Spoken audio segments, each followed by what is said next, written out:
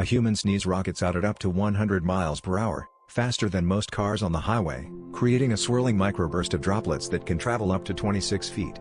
This high-speed explosion of tiny particles isn't just a gross inconvenience, it's a fascinating phenomenon that highlights the invisible threads connecting us all through the air.